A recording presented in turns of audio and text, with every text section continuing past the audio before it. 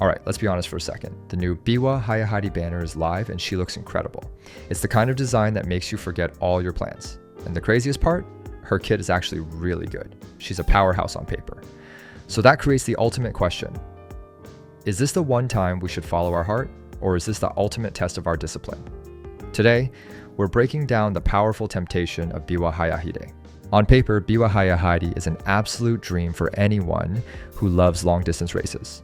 We're talking Tenosho Spring, the Arima Canaan, the big ones.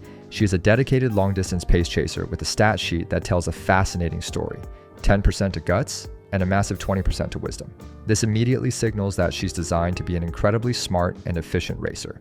But the real story is in her innate skills.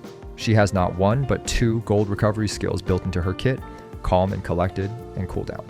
Think about what that means. Normally, for a long-distance runner, you're forced to pack your support deck with stamina cards, but Biwa, she takes care of her own stamina. This frees you up to focus on what really wins races: speed and power, with that extra wisdom to make her a skill processing machine. That is a huge advantage. Now, let's talk about her unique skill because it's complicated. It's called WinQED, which basically means I'm about to prove I'm the winner. For this to activate, a few things have to happen on the final corner. First, she has to be in the top 40% of the pack. Second, she needs to be in a pack, which means she has another horse girl directly in front of her and behind her.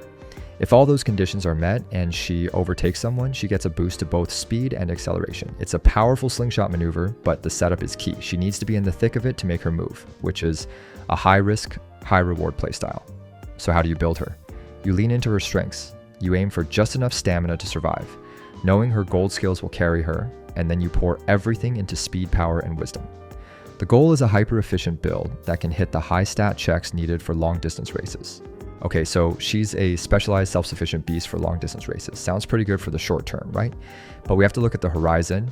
What's coming in the next couple of months? Based on the JP release schedule, the next few months are going to be brutal. We have powerful characters coming, but more importantly, we have the arrival of the single most dominant support card in the history of this game, Kitasen Black.